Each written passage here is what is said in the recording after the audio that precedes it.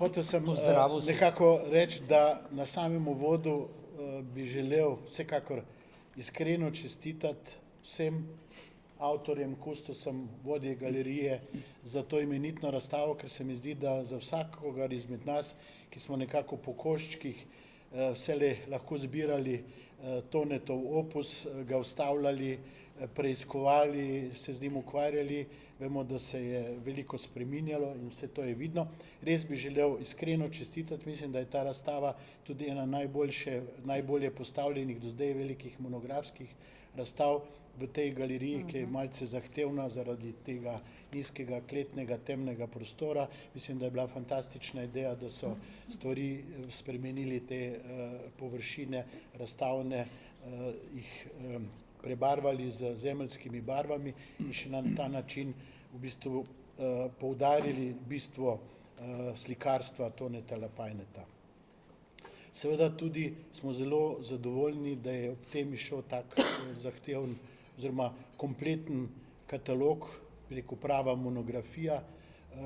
Hvala tistim svojcem, ki ste prispevali, Marinki, ki si je veliko prizadevala za to, da je končno ta knjiga prišla na dan in ki nam pravzaprav zdaj na nek način pove, da je vse, kar je o Lapajnetu znanega, zapisano v tej knjigi. Mislim, da so avtorji, kustosi, Zgonikova in drugi res izčrpno predstavili avtorja, tako da sem si zamislil potem ob vsej tej zadevi, da bi pravzaprav mi poskušali v tem pogovoru nekako iti bolj k Tonetu Lapajnetu kot človeku, zanimivemu človeku. Vsakdo izmed nas se je večkrat z njim srečal, prebil z njimi takšne ali drugačne trenutke ob pripravah razstav, ob drugih priložnostih, ker se mi zdi, da pravzaprav je to tisto, kar na nek način je tudi zapisano v tej knjigi v nekaterih poglavjih, ampak vendarle, taka pričevanja se mi zdijo, so morda zanimiva skozi doživljanje, skozi anekdote. Jaz recimo, ko sem spoznal Lapajneta kot takrat mladi kustos galerije, druge prodajne galerije Mladinske knjige Labirint, sem pravzaprav v njem videl neko pravljično bitje in še danes se mi zdi nekako nek vilinski človek. V katalogu smo prebrali, da je seveda ustvaril tudi svojo mitologijo, zatem, ko je raziskoval svoje okolje, barjanski svet in tako naprej, ko je pravzaprav postavil tiste temeljne simbole v svoji umetnosti, ampak dejansko je bil nek čudežni otrok, čudežni, jaz bi rekel, vilinsko bitje. Kadarkoli sem se srečal z njim, sem imel občutek, da imam opravka s človekom, ki je poln energije, ki nenehno raziskuje, ki je pravzaprav skozi v nekem postopku raziskovanja, iskanja in potrjevanja lastne umetniške identitete in to je potem seveda tudi vsakokrat pokazal z razstavami. Jaz mislim, da to, kar tukaj vidimo, je samo en delček njegovega opusa. Jaz mislim, če bi sestavili vse, kar je v svojem življenju Tone ustvaril, jaz mislim, da bi potrebovali 5, 7 ali pa 9 takih prostorov. Namenoma govorimo o neparnih številkah, ki bomo kasneje tudi se tega dotaknili, kajti vse njegove prezentacije so bile nekako v sklopu teh neparnih številk in so imele pomembno tudi simbolno vlogo. Se pravi, človek, ki je bil zame vilinsko bitje. Lahko rečem tudi, da je pravzaprav, ko gledam na njegovo osebnost, se mi zdi, da je bil po eni strani nekako skupek vseh mogočih zadev. Bil je pravzaprav človek, ki je izhajal iz zelo preprostega okolja, ampak uspel si je ustvariti lastno umetniško podstat. Bil je mislec, bil je, bi rekel, človek, ki je vsako stvar, ki jo je prijel v roko, jo je prijel z zanimanjem, jo preučil in iz tega poskušal narediti nekaj, kar se bi dalo vklopiti v njegovo umetnost. Skratka, ena celovita osebnost. V njegovem ateljeju, ki ga poskušajo tudi tukaj na v enem malihnem kotičku predstaviti, smo pravzaprav lahko videli, kaj vse je on zmogel. Bil je mizar, tesar, varilec, poliral je stvari, z lesom je znal delati, ne vem kako, les je bil zanj sploh nekaj, kar je pravzaprav posebej treba omeniti kot njegovo glavno ljubezen. Les mu je dišal, to mi je rekel, že zaradi tega je imel les zelo rad. Skratka, bil je človek, o katerem lahko govoriš samo o presežnikih. Dobro, seveda so bile tudi slabe strani tega življenja, samostojnega likovnega ustvarjanja, kajti Tone Lapajne je ves čas deloval kot samostojni umetnik, se pravi, že iz otroštva ga je spremljala neka žalostna usoda, beda, lakota, revščina. In nekako, ko se je začel postavljati na noge kot mlad umetnik, je bilo še del tega slutiti tudi v njegovem delu. No, ampak nekako sem mislil, da bi danes začeli pogovor nekako obratno. Tone Lapajne, kot smo prej slišali, je imel dve veliki področji dela, se pravi, eno je bilo zavezano kiparstvo in drugo delo je bilo zavezano slikarstvu. In pri tem slikarstvu vsi dobro vemo, da je ustvarjal na poseben način z barvami in pravzaprav prva njegova razstava, ki je bila res z zemeljskimi barvami, s prstmi, z peski narejena, je bila pravzaprav, se je zgodila v Istri. Leta 1978 je v Avtokampu Rak pripravil neko razstavo, ki je imela naslov Istrska zemlja, in takrat po naključju sem jaz bil tudi v Banjolah na obisku pri Dušanu Povhu, znanemu režiserju, in nenadoma zagledamo napis Tone Lapajne, Istrska zemlja, in razstava je bila tam. In to je bila pravzaprav prva slikarska razstava, izključno narejena iz teh, bi rekel, naravnih zemeljskih barvil. Čeprav začetki so bili že pa. In na koncu, kot piše Nives Marvin v katalogih oziroma v tej študiji, ko se je zadnja leta od 2004 do 2009 je bil redno povabljen na povabilo takratnega direktorja obalnih galerij Biloslava in tvoje seveda, je bil povabljen in je potem bil redno v Leri in v bistvu na nek način, kot je v katalogu zapisala Nives Marvin, je tam dosegel svojo zadnjo veliko kulminacijo. Se pravi, začel je v Istri in na nek način je sklenil svoje bogato ustvarjalno pot tudi v Istri. In zato bi, pa tudi ker damo najprej damam prednost, zato bi te Nives kar vprašal, kako je pravzaprav bila ta izkušnja, kako si ti videla njegovo ustvarjanje in kako je pravzaprav on dejansko živel, kot je sam rekel, v nekem raju, izkoristil je tisto ugodno klimo in v bistvu dejansko ustvarjal, kot je sam rekel, jaz sem iskal slike po tleh in jih dvigoval. Samo dvigoval, ne? Ja. Najprej seveda tudi v mojem imenu lep pozdrav vsem, kako tudi v imenu Obalne galerije Piran. Smo zelo počaščeni, da bomo lahko vsaj delček te razstave gostili tudi v naši mestni galeriji Piran, o čemer bomo tudi malo kasneje povedali. No, moje srečanje z Tonetom Lapajnetom je seveda zelo povezano z gospo Marinko. Namreč čisto tako, iz Solin so poklicali na Obalne galerije Piran, da oni praznujejo neko 100. obletnico podržavljanja Solin, to seveda je bilo še v Avstro-Ogrski, in da bi radi obeležili ta jubilej na kak način in če bi lahko neke umetnike povabili, tako. In iz tega potem seveda sva z pokojnim direktorjem Biloslavom nekako smo prišli na to idejo, da bi organizirali tukaj tak workshop s povabljenimi umetniki, torej zgolj povabljenimi umetniki, torej takimi ustvarjalci, ki nekako imajo tudi nek odnos do narave oziroma do teh naših znamenitih piranskih oziroma sečoveljskih solin.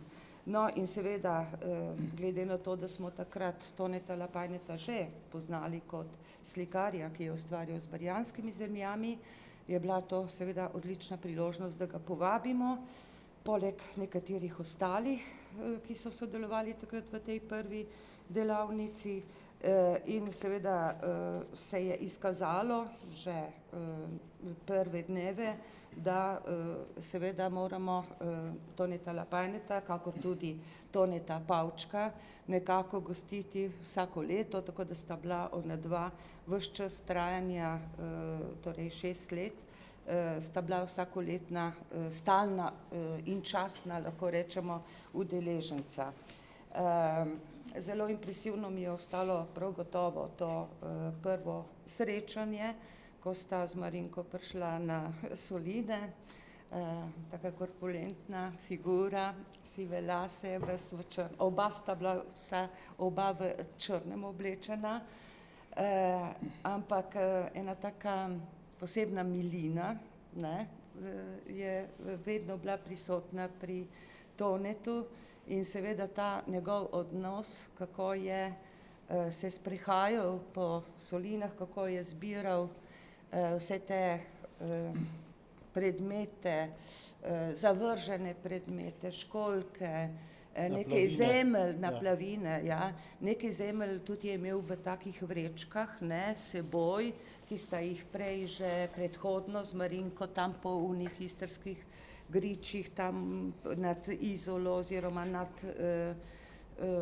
samimi Solinami tudi že zbirala, ne, tako da to je bilo tudi eno tako posebno doživetje, tako zame kot verjetno tudi za ostale udeležence, takrat je bil in Brdar in Begić, Gabršček in tako da smo, mislim, da to prvo leto, no, je bila ta delavnica bolj land art nekako, no, čeprav Tone dejansko je ustvaril že dela, ki so pač tudi ostala in so sedaj tudi v zbirki Solin, pridelava soli.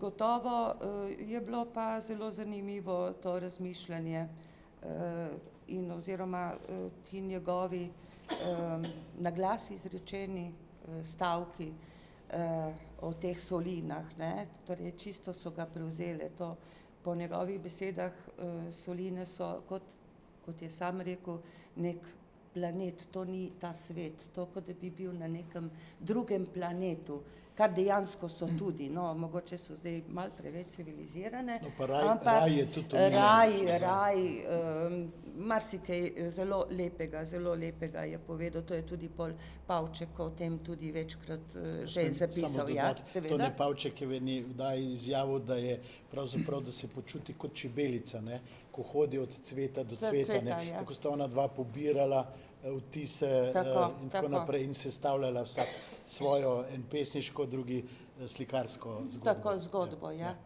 Tako da to je gotovo nepozabno in mislim, da sem lahko doživetje in mislim, da sem, ne vem, počaščena, da sem bila prisotna in en delček tega, no, tega druženja, ne. Kako delovni je bil, kako aktivni je bil, koliko energije je imel. Pravzaprav je tu prišel že po tisti hudi bolezni, ne, k vam, in verjetno si ga opazovala, to je bil človek zelo, torej poln energije, brez predaha, neverjetno, polno idej, on je celo večkrat mi je meni, kako tudi Miloslavu, povedal, da kot da bi se ponovno rodil na naših Solinah, no, to je, mislim, da res večkrat poudaril, ne. Moram pa tudi tukaj omeniti še pač dve osebi, ki sta, smo se sprijateljili tudi z Lapajnetom, kakor Pavčkom, to sta tudi bivši direktor Solin, ki je bil zelo naklonjen temu projektu, gospod Jurjec in pa Andrej Sovinc, no, s katerim tudi do zadnjega mislim, da smo imeli lepe, ne, ste imeli lepe odnose in stike, ja. Preden bi, Saša, šli k tebi, bi samo sklenil to poglavje, ker se mi zdi, da je tudi v katalogu zapisano na koncu v sklepu, da je pravzaprav, kot si omenila, ta ponovno se pravi odnos do narave, do varovanja narave, ekološka vprašanja. Tako, ekološka zelo.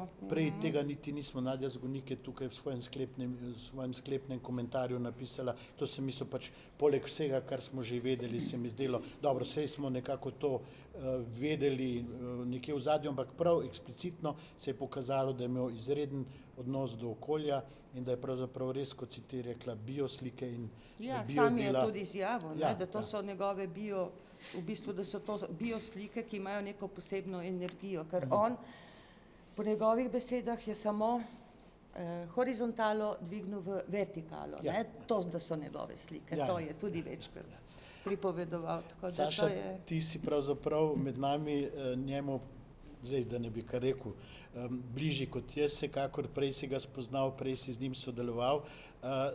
Če gremo po časovnici zdaj na sam začetek, seveda Tone Lapajne konča Akademijo za likovno umetnost v Ljubljani, opravi leta 1965 še specialko pri Borisu Kalinu in je pravzaprav kipar. Ampak vendarle on je poskušal že takrat, da bi bil raje slikar, ne? Ampak ko je ratal kipar, je rekel, zdaj sem kipar in se je začel pravzaprav zelo resno ukvarjati z temami. Kako si ti gledal na ta njegov začetni zagon kiparski in kako je pravzaprav že tam nastavil tiste temeljne vrednote, ki jih pol kot vsebino vleče skozi ves svoj opus? Jaz sem ga spoznal pravzaprav v njegovem okolju, v tistem znamenitem ateljeju na Vrtači, o čemer priča tudi sedanja spominska plošča Pod Prešernovo, ne? na Prešernovi cesti. In dejstvo je, da se je družil takrat predvsem z Petrom Černetom in Janezom Bolko.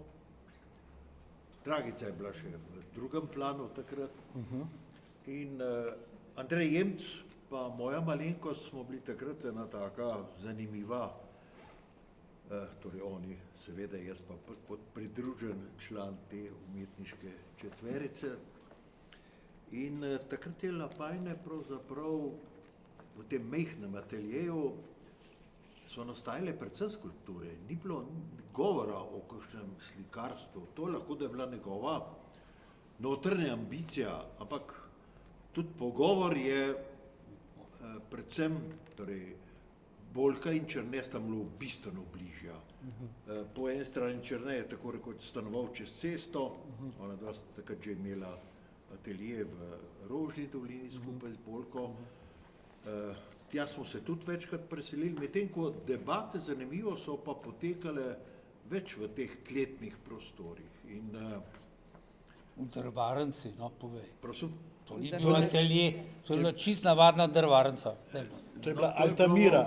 Ja, dajte nekaj blefirati. Edin Mirsad Begić ima še hujše. No, sej, no, ampak Se ga reči, dal kaj je privati. bilo, kakšen atelje. To je bila drvarnica. Tako, bravo. Drvarnica, Če smem samo, zdaj, ko si se ti toliko razburil, v tisti Ma normalno, drvarnici, pa ja, blefirati. moramo v biti tisti fini, ne. drvarnici je bil oddelek za kiparstvo, kasneje oddelek za slikarstvo, je bil oddelek za spanje, je bil oddelek za kuho, je bil oddelek za razmišljanje, Za in je druženje. bil za depoji so bili, potem je bila ena manjša toaleta, pa sušilnica kasneje. Ne? Tako da skratka, to je bilo vse v enem majhnem prostoru, ki ga je on sam ustvaril, sam dopolnil, sam urihtal in del tega Tisto, je tam. če to dam, Prosim. takrat je bilo treba tudi, on je uporabil veliko elektrike, ne? Ja, ja. In je šel takrat na Elektro Ljubljana, to slučajno se dobro spomnim, Ja. in je tam rekel, veste, jaz pa tu kiparam, ja, pa kaj ste vi pravzaprav? Ja, je rekel, jaz plastike delam. Aha, pa ste plastičar.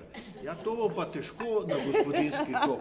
Ja. In potem smo mislili, da smo mu pomagali z enimi izjavami, da je pol dobil da ni plačeval ta obrtniški tok, ki je bil takrat, to se kiparjem še zdaj dogaja. Če bi vzeli Brdar tle in moja soproga bi to povedala, ker jim še zmeri zaračunavajo ne gospodinski tok, čeprav nič ne rabijo, ampak to ne pa toka veliko rabov. Malo tudi se grev, čeprav je tisti Gašperček dodajal svetlovo. Ampak pustimo malo šalo na stran. Ermetič in Četvik. To sta ta nivo angleškega kiparstva je takrat Tonetu zelo prirasel k srcu. Hkrati je pa to nekako znal prenoviti, recimo tiste majhni glavičasti nastavki, morbiti bolj pri Ermetiču kot pri Četviku. Ne smemo pozabiti, da je takrat Putrih, Karl Putrih, sodeloval na natečaju spomenik neznanemu heroju. To je bilo ravno v tem času, ko je Tone že končal akademijo in je dobil 3. ali 4. nagrado mednarodno. Žal, seveda, to se premalo vedelo in morbiti je bilo v tistem času tudi malo zamolčano. Putrih je takrat zelo zanimivo skulpturo naredil, v arhivih se seveda to najde in jaz mislim, da je bila to ena posebna, bolj ali eksterna, bolj intimna vzpodbuda Lapajnetu, da je znal prisluhniti tej govorici in to so bile polne plastike, seveda ekipi, zvarjeni skupaj in ne smemo pozabiti, da je bila prva razstava skupinska leta 67, ko razstavi z bodočimi somišljeniki, torej z Dušanom Tršarjem, s Hrvatskim, takrat je tudi v tej skupini že nastopala Dragica Čatež in še Hozo Dževat. To je bilo leto 67, tlelo je tisto, jaz bi temu rekel, kakorkoli ne bom se prav umetnostno zgodovinsko izražal, informelsko obdobje tudi v slikarstvu in prestop Toneta Lapajneta v to, takrat so kolegi Igor Zabel, ko smo rezimirali nastop neokonstruktivistov, so zapisali, da je bila to značilna njihova levičarska drža. Ne smemo pozabiti, 68 študentski nemiri, taki, kakor pa so. In leto 69 ima Tone Lapajne že razstavo v Mali galeriji. Naredil je en zame zanimiv preskok. To je že odmik od te figure v geometriji za ki jo imamo tudi na razstavi in potem sledijo nagrade od Zlate ptice, 77 na koncu dobi tudi nagrado Tone Prešernovega sklada in ne pozabiti, takrat se je veliko z nami družil tudi Jurij Savček, tako da ga danes ni. Se pravi, da je bilo logično nadaljevanje še njegov skok v teater. Kjer je Savček nastopil arhitektina, sirski cesar. V posebni brezoblečni kostimu in seveda malce kasneje tudi Majda Kohak, ampak to pustimo gledališčnim, to boš ti lahko več povedal. Prva naša gola igralka. Ampak dejstvo je, da je Tone Lapajne za scenografijo dobil Sterijino nagrado na Sterijinem pozorju. In hip zatem tudi še nagrado za Joneskovega kralja. Povej mi, kako je Tone takrat izgledal.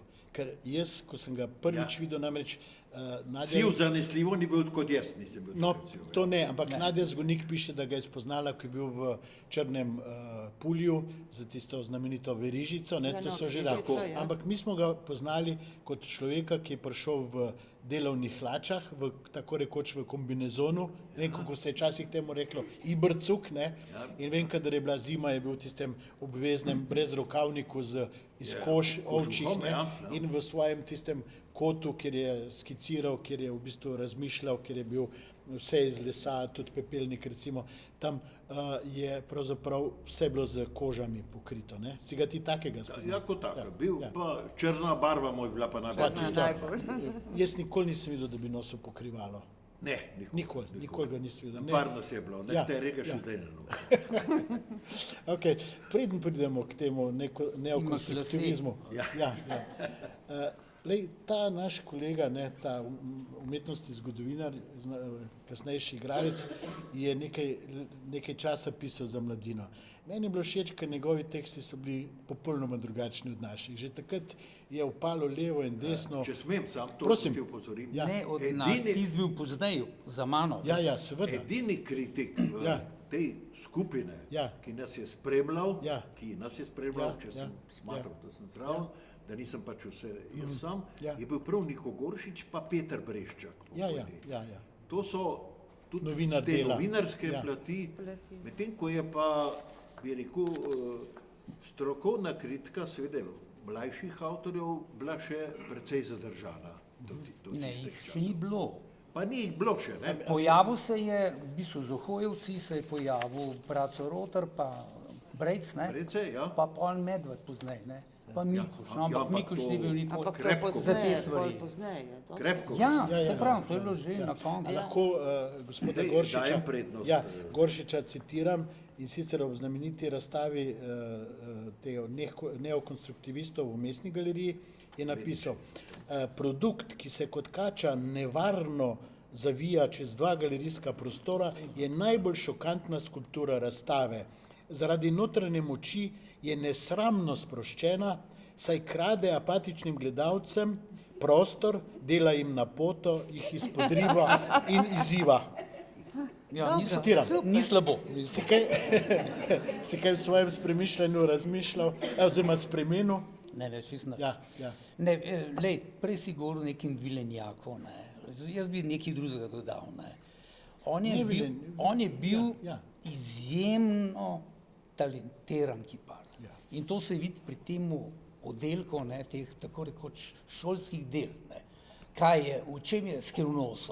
On je boljši oziroma konkurenčen vsem svojim profesorjem. Ne. Vsi tle noč so vsi profesorji. On je naredil vsakega profesorja. Sam da so profesori delali rečemo v kamnu ali pa marmorju ali pa bronu, ne. On je delal pa v betonu in železu. Ker je imel denarja. Ja, no in mislim, ta dela niso slabša od njih, oni so delali te javne plastike, ne, medtem ko on ni mogel do tega priti. Ne. Njegova edina rešitev je bilo te forme vive, kjer je za golaž, pol pa za material, pač naredil te svoje velike skulpture. Ne, ampak gre za strahotno talentiranega kiparja, pa razlika je to, da je on različen od svojih profesorjev, ki so bili, vsi so imeli neke politične zgodbe, pa zakompleksani iz vseh mogočih drugih vzrokov, ne. Okay. On je pa pozitivc, ne, zato je ta Vilenjak, ki v njemu vidiš, ne. On je pozitivc. Seveda, saj to sem vse mislil. On ni Ja. depresiven umetnik, Ne. tako kot so vsi danes še, ne, tako rekoč. Ne. Razumeš, zato je on tako nekaj posebnega. Ne. Ampak ti si eden redkih, jaz sem tudi bil enkrat v tistem prostoru, kjer sta živela z Dragico na Opekarski in si zelo zanimiv intervju napisal, kjer si tudi omenil poleg drugega, pač revščino, kako si ne morete kupiti materialov, da delajo zaradi tega z lesom, ker je ceneje. Predvsem si pa en stavek, ki me je zelo tudi dotaknil, ko si napisal, da včasih niste imeli drugega za jesti kot krompir. Ne? Si prišel v njun intimni svet, kako se je tam počutil kot, bi rekel, nadebuden človek, ki je gledal vendarle na svet tudi odprto in z vso kritičnostjo. Tako kot ti, ne, Vilenjaki so bili to. Sicer so bili malo jedli, ampak ne, so bili pa lepi. Ne. No, A veš? tako. Lej, no, dej, jaz imam, bom Torej, probo Niko Goršič je o njem napisal tudi eno pesem, jaz se jo nisem uspel na No, pa ni pamet to zdaj to. naučiti, ampak zdaj ima pa prav en kratek spis. ne vem, neka črtico sem enkrat nekaj delal sred 80-ih let, ampak zato, da se vidi, no, Kakšen zanimiv odlomek. preberi, no, vse bom prosim. kakšen odlomek, no. Zdaj sem se spomnil, kako je še pred desetletjem, ko se je navdušeno ukvarjal z likovno kritiko, to sem naj bi bil jaz, tako rekoč urejal svet, sedel v Lapajnetovi po njegovo imenovani drvarnici, katero si ta primarni fantast z medvedjimi šapami uredil tako nenavadno topel kotiček. Spomnim se je pogovora s tem velikanom in njegovimi sanjami, ki jih je imel za krošnjo lipe, še bolje za cel gozdni obronek okoli ljubljanskega barja, bobri, mostiščari, postorogi, jelen. Ta barjan je bil tiste čase v dragoceni neokonstruktivistični fazi svojega kiparstva z nevsiljivo intervencijo minimal arta, vse to pa s priokusom konceptualne umetnosti. Nonšalantno, naivno in drzno ter veliko, kar ni uspelo nikoli nobenemu ohojevcu, čeprav so bili to kaveljci, ki so pri nas povsem zrevolucionirali dojemanje vizualnega. Spomnil se je butare iz zvezanih okroglih palic. Skico je držal pred možicem v svoji ogromni roki. Pred kratkim je gledal tovornjak naložen s svežimi deskami in mu je zadišal tisti von po smoli in soku, ki je bil še v njih. Bil mu je kot šopek živega bilja in bil mu je kot butara dračja, katere so kmetje s prav takimi šapami, kot so bile Tonetove, vezali ter na plečih nosili k pečem. Pravil je, kako raznoliko narejene bi bile lahko te butare iz teh tenkih kovinskih paličic vseh vrst, kot tudi lesenih, ročno rezanih s tistim božanjem umetnikovega noža. Skica je Možica tako navdušila, da ni mogel drugače, kot da je začel sanjati z umetnikom, kot da bi oba stala pred nečim velikim. Že je videl presenečenje in prikimavajoče likovne kolege. Ideja je bila tako presenetljiva in prostodušna. Roke so bile v njej, ostre oči, otroške igre in prepiri, kolo sreče, kar vse je nenavadno v dvomečih sodobni umetnosti. Tu je bila dlan brez hinavščine in tudi brez magične spretnosti. Dlan čvrsta, odprta, polna vrta. Hudiča kako ni mogel dokončati tistega ciklusa, ampak je ustvaril nekaj povsem drugega, ker je sicer naredilo velik vtis, tako je dobil priznanje in polno pohval. Toda Možic je bil razočaran. Izprano je bilo, odtekla je tista grčeva, divja narava, misel, ki boli, a v rokah je držal žrebca. Možic je Toneta spraševal nekaj let pozneje, zakaj se ni lotil tistih skic, pa mu je ta rekel, da se je ustrašil, da bi njegove butare lahko narobe tolmačili. Preprosto preveč asociacij so dopuščale, naprimer na italijanske fašistične butare, pa na velikonočne butarice, on pa hoče udariti po mizi in povedati, kaj misli. Tak je. Možicu pa je bila všeč prav tista postmodernistična paralelnost abstraktnega in konkretnega, tako srhljiva, nevarna, presodljiva. Ni imel prav, je razmišljal Možic, stvar je bila inovantna, res da nepreverjena, a genialna. Tu ne bi smelo biti kalkulacij in varnosti. Tu sta bila sama življenje in smrt. Pa kaj boš govoril o drugih, čigavo pravico? Vse je tako prividno speto v naključja zraka. Relativno, kot je predvidel Einstein, lizalec zemljenih robov, zabijalec igel v vesolje. Kvantna mehanika tega v naše postelje izpira naše možgane in nasade neskončnosti. Še vedno Možic zdaj pa kdaj razmišlja o vdolbinah Tonetovih grčastih stolov, skulpturah, kako se jih je na razstavah skrivoma dotikal, kot da so bile žive, o kozi ali kaj vem kakšni koži, preganjeni preko klopi, polni žaganja po tleh od lesenih umetnin. Še danes vam bo Tone s ponosom povedal, da jih je z otrokoma zažgal. Bil je velik res. Njegov obraz je še vedno razžarjen od požara. Ogromen ogenj je bil to sredi Barja. Neokonstruktivističen ples. Tako, da so na antologijski razstavi slovenske umetnosti pri Lapajnetu visele le fotografije nekdanjih del. No, pustimo to. Super.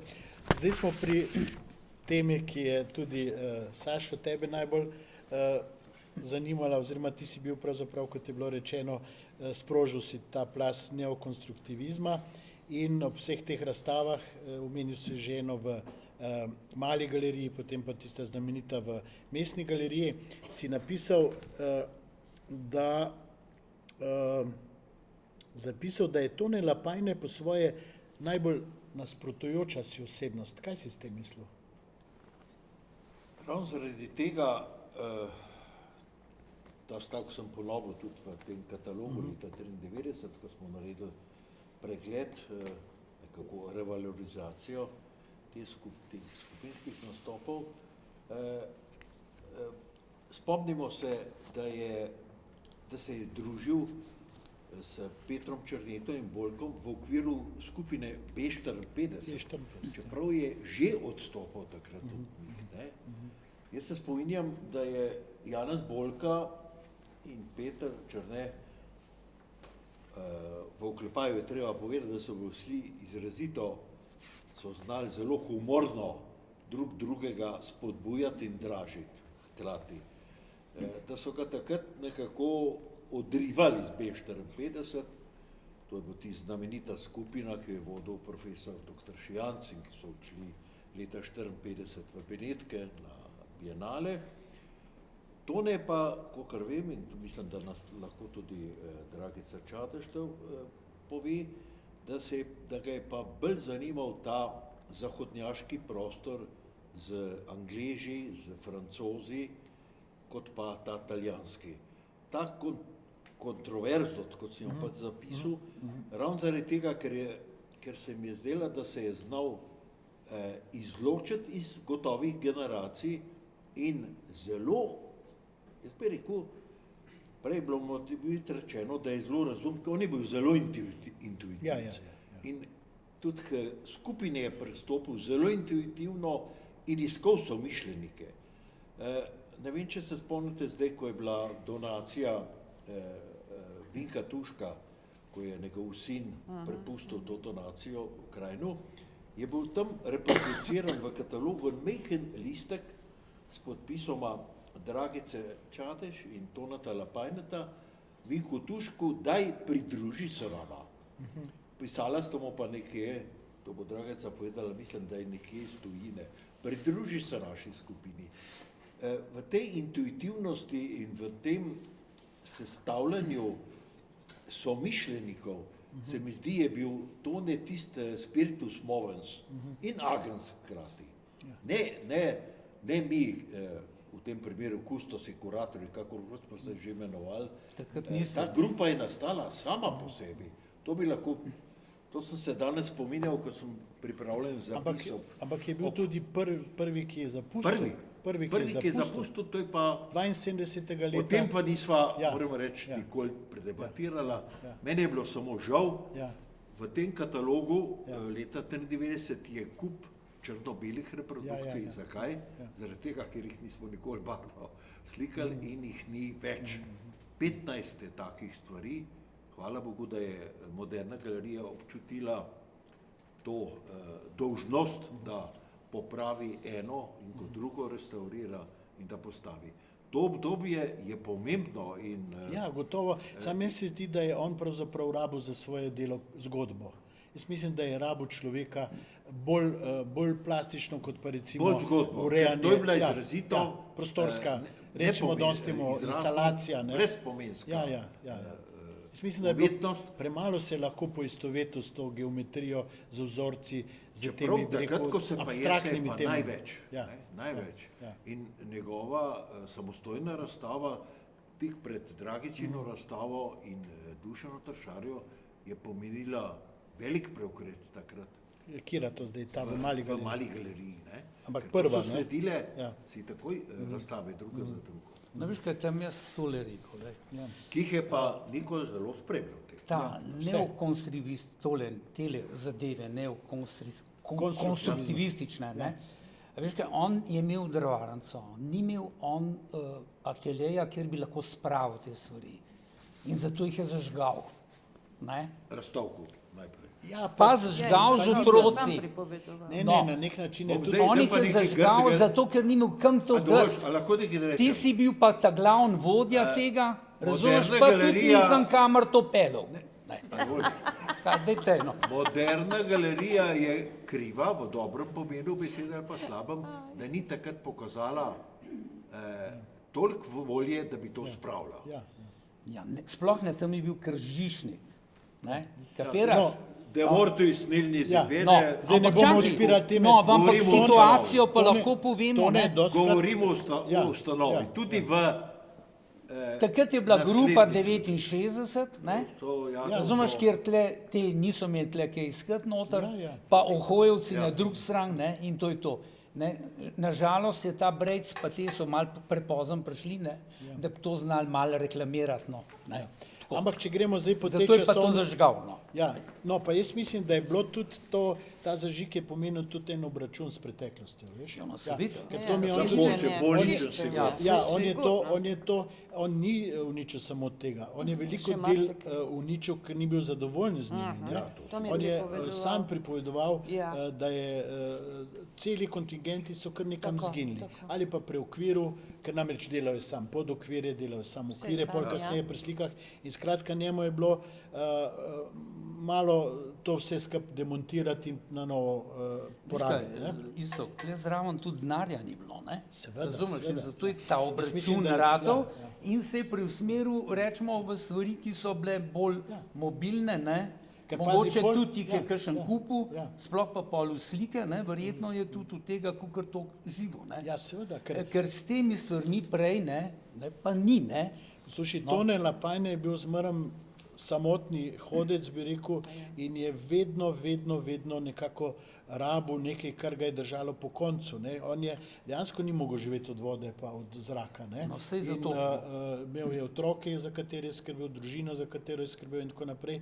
In mislim, da je tudi veliko prijateljev je imel, za katere je skrbel občasno. Ne. Tako da pravzaprav v njegovem ateljeju pol kasneje, ko se je ta stvar bolj razšla, so prišli pa drugi ljudje, ne, ki so pravzaprav skozi ven in not, bi rekel, da je zelo družaben je bil, če lahko to rečemo. Ne. In mislim pa, da je ta zgodba, ki jo je on potreboval, je bil spet ta odnos do človeka. Ker jaz mislim, da tako kot govorimo, da je bila ena od teh vrednot odnos do narave, ne, se pravi ekološka usmerjenost, tako je bil on tudi po svoje en velik humanist. Ne. Zelo On je velik, iz tega barja, ta, bi rekel, ta mitični lik je Tako. pravzaprav naredil iz nekega preprostega človeka v tem Vse to je bil vrsten težkem, avtoportret. ja, Tako, tem težkem predmestju, ki Ja, ga je dal ja. Sibirija in tako naprej. Ne. Recimo zadnji intervju, ki sem ga delal z njim, je pravzaprav šele, jaz sem iz njegovega otroštva zgodbe izvedel šele po letu 2007, oziroma okrog leta 2007, ko sem prišel z sinom na obisk in je njemu pripovedoval. Potem sem jaz prisluhnil, kaj pa je to, in potem je začel zgodbo pripovedati o tem, kako so otroci na Barju pobirali tulipane, Tako, pa ja. se prehranjevali. Pa kislico. Ja, ali pa kislico, ali pa kako so si rajone delili, kdo sme kje pobirati tisto znamenito zgodbo o repi, ne, ki jo je našel takrat, ko sta z mamo tavala po Barju in iskala en košček hrane in je tista bela repa se pokazala sredi te črne zemlje, ki je pol postala luna, pravzaprav Sonce, del tako, kozmosa in tako naprej. Vse to je v sebi premlevo. Zato se mi zdi, da je on to zgodbo v osnovi nekje pogrešal. Ne. Jaz mislim, no, tisto, kar sem prej omenil, to njegovo velinskost, namreč on je imel čudežne roke. Jaz sem imel eno anekdoto z njim leta 1977, ko preide iz teh skulptur v reliefe, ne, ti, ki so že v bistvu napoved njegovega slikarstva, ne, smo pravzaprav delali barjanski reliefi v galeriji Labirint in jaz pridem zvečer, dan pred otvoritvijo, pogledat, kako izgleda ta razstava, ker sem vedel, da je imel že narejenih tistih, ne vem, 15, 17 ali 13, zmeraj imelo tako. Pridem jaz v njegovo, kot ti praviš, drvarnico, v njegovo Altamiro, sedi tam za svojo mizo in nekaj gleda. Jaz pogledam tja po tistih, ki je imel eno veliko dolgo steno, tam tako malo vlažno, en relief je bil gor, ostale so bili pa cveki. Ja, to nekaj pa je zdaj.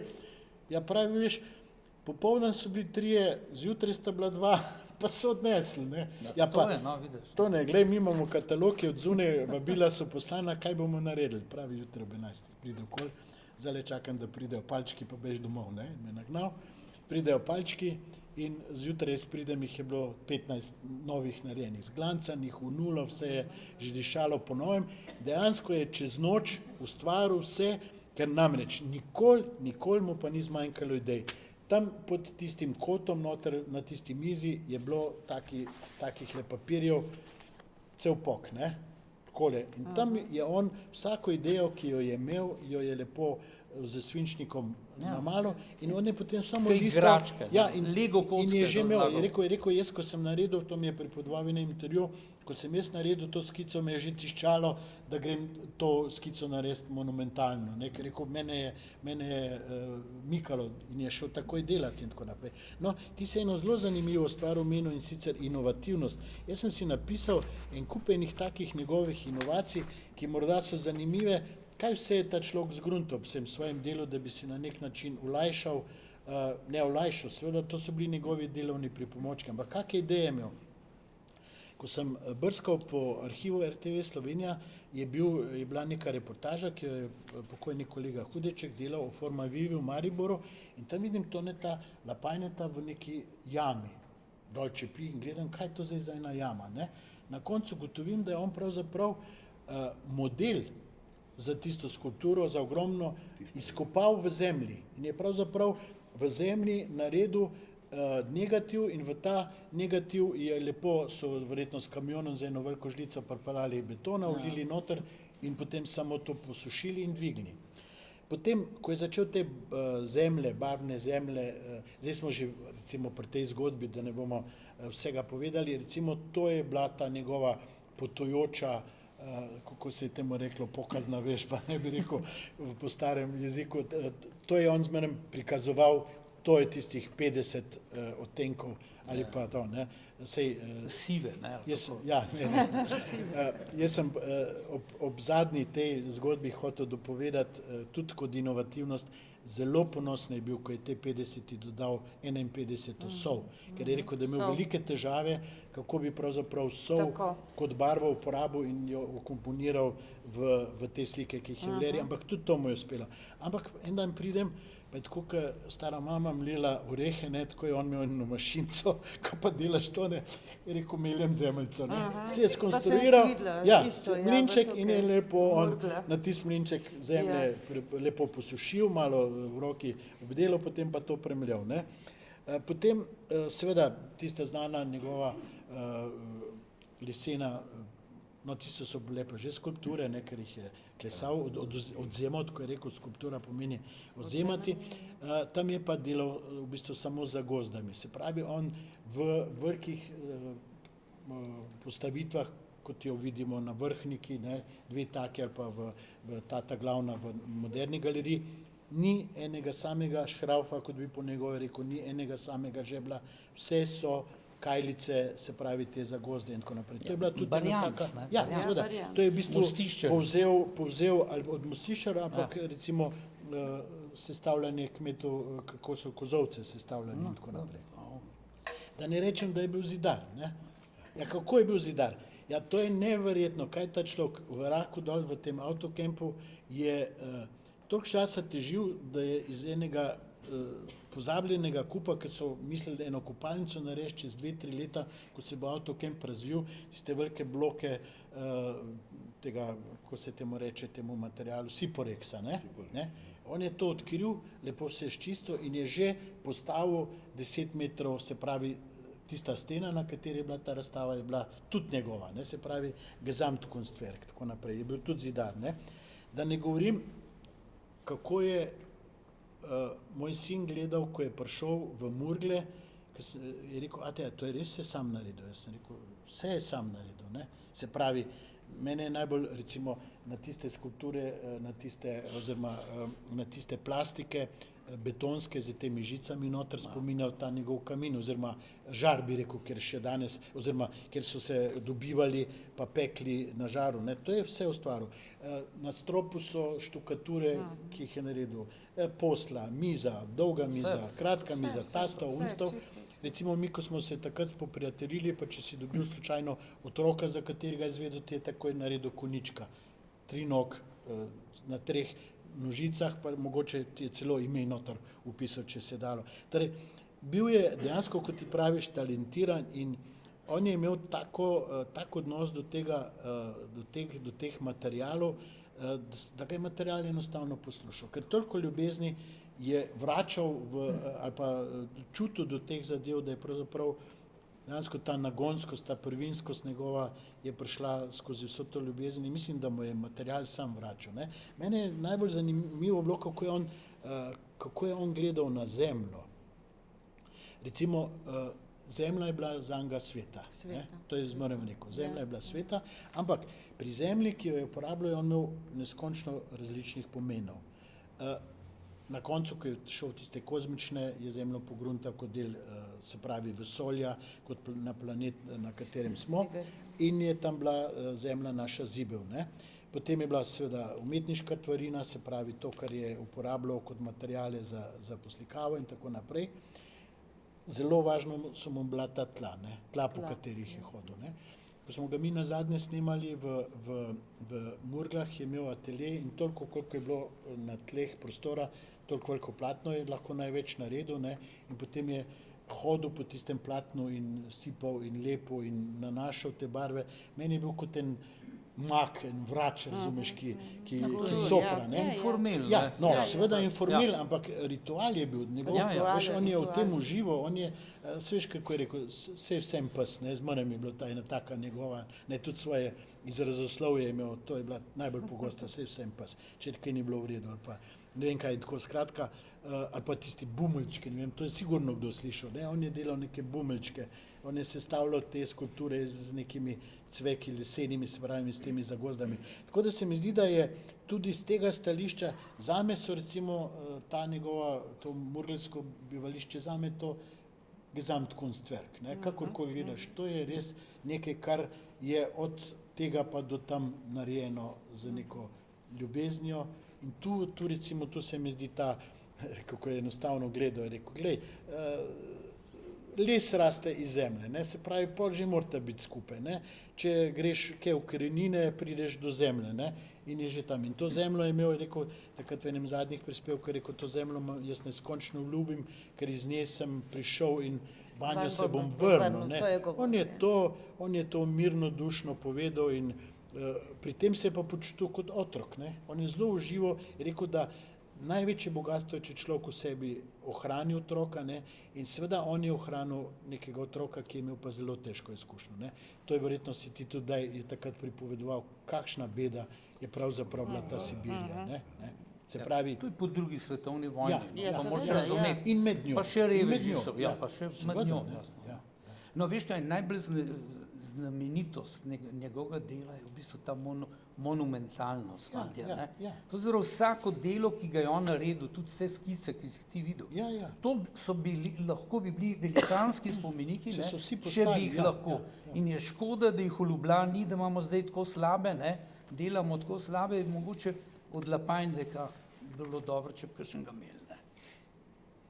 Ja, glej, Vrhnika jih je priskrbela, ne, čeprav tudi moram reči, da zanj sem opazoval, so tudi že... A ni v stečajni masi? Ja, ne, zdaj je tam novi kulturni center, ne, z tam, kjer kolo lahko vidiš, in tam je pa res, da tista, ki sta par, ne, barjanski gospodar pa gospodarica, je že recimo ta talna osnova zelo uničena, tako da čeprav skrbijo, ampak se pravi problem, čeprav on je tudi les, je mal kot minljiv material, ne, ker nekje mi je rekel, les diši, ampak les tudi smrdi, ker začne gniti, ne. Tako da on je vse te zgodbe, vse te procese nekako doživljal in mislim, da je dejansko to njegovo sobivanje z naravo lahko mu pomagalo do tega, da je pravzaprav te zgodbe uresničil, ne. Ta vitalizem. Vitalizem, ja. Potem je imel recimo ena od takih njegovih znamenitih je bila skozi te številke, ne parne številke. Meni je to razlagal, veš, tri nog, ne, se pravi tisti, ki so omenil konička, ti so bili vsi na 3 nogah, ne, potem pa 5, ne, kaj pa je 5? 5 je roka, ampak ni samo roka, je tudi barjanski kiml, ne, to je tista rastlina, ki ima 5 cvetov. Skratka, on je ves čas v tej simboliki užival in si jo sprot mogoče tudi zmišljal ali pa dodajal ali pa dozemal, ampak meni se je zdelo ves čas, da živi v res neki harmoniji, ne. Saj je bil kot človek včasih tudi težak, pa tudi grob je znal biti, tudi kakšno stvar ti je znal zameriti, ampak v bistvu je bil pa zelo mila duša, ne. Tako da se mi zdi pa, da je pa na trenutke, pa ko si že prej glih Kržišnika omenjal, je pa dostikrat rekel, pač da mu ni bilo prav, da so zapostavljeni, ne, da pravzaprav niso. Ampak, ko je pa on izumil in dokončal tehnologijo teh zemeljskih barv, je pa rekel, evo, to je pa moja akademija. Ja, tako. In je bil strašno ponosen in je rekel, jaz ne rabim, jaz lahko kogarkoli naučim. Tega ne naučijo na nobeni akademiji, Ja. kdorkoli pride k meni, se bo na tej akademiji, moji akademiji, lahko naučil te veščine ali pa te umetnosti. Tako da se mi zdi, zdaj vse smo kar dost povedali, jaz ne vem, jaz sem mislil predvsem, da dejansko se pogovorimo o teh bližnjih srečanjih z njim. Tihomir ga je večkrat fotografiral, hvala Bogu so ohranjene tudi po tej poti številni portreti in mislim, da je bil tudi kot človek, je bil komunikativen, se pravi, da se je dal fotografirati, ne. Rad je pripovedoval, ne, tudi recimo za medije je bil strup, ne, ker je dejansko povedal, kar si hotel. Midva sva šla, ker je tisto Kozlerjo, oziroma, no, začetek, to moram še povedati, kako je on meni z navdušenjem pripovedoval to zgodbo o barvah. Glej, en dan, prva stvar je bila, da je že pred tem, ko je pravzaprav že tiste reliefe delal, ki sem jih prej omenil, naslednja faza pred slikarstvom je bilo, da je bil najprej relief narejen iz lesene osnove, noter so prišle seveda neka figura, velikokrat se je takrat z temi ornamenti ukvarjal, ampak ti ornamenti so bili vsi nekako, so kazali na naravne izvore, kakšen drevešček, kakšen cvetek, kakšna rokca, kakšna ne vem kaj, ne. Kasneje je potem v te konkavne površine, ki jih je zdolbo z letom, pa nanesel barvo in to je bila pa črna barva, ker tiste stvari so bile v glavnem vse temne in črne in to je bila pravzaprav prvi prehod k njegovi sliki. In to črno barvo, ki jo je takrat prvič uporabil, recimo v Labirintu, vem, da smo jo že videli leta 77, to je bila iz Kozlarjeve goše, ne.